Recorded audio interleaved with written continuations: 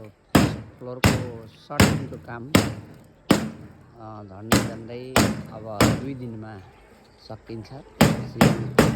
Rod बिछाउने काम हुन्छ। अनि नरोकिकन गयो भने अब 1 हप्ताभित्रमा यो भवन ढलाइ हुने आशामा हामी छौँ। यतापट्टि पनि अत्यन्तै राम्रो भएको छ। यो जहाँनिर अब यो चाहिँ यो क्यान्टिन सर्नेतिरको पाटो यसरी अगाडि बढेको छ। सम्पूर्ण सेयर होल्डर महानुभावज्यूहरूले यसलाई बेला बेलामा हेर्ने र राय सल्लाह प्रदान गर्नुहोला।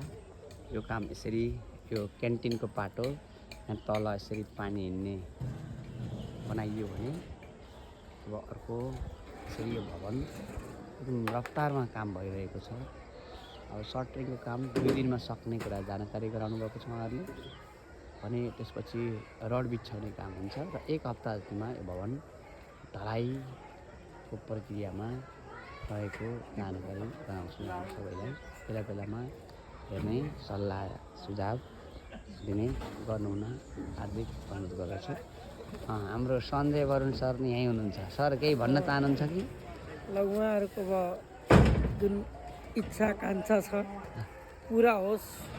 उहाँहरूको सरसल्लाह पनि पाइराखौँ, बेला बेलामा अनुगमन पनि आइराख्नु होला भन्ने आश राख्दैछौँ।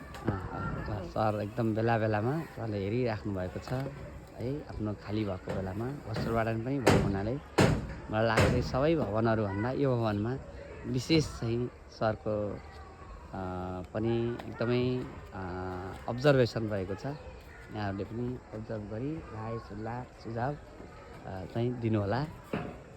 धन्यवाद।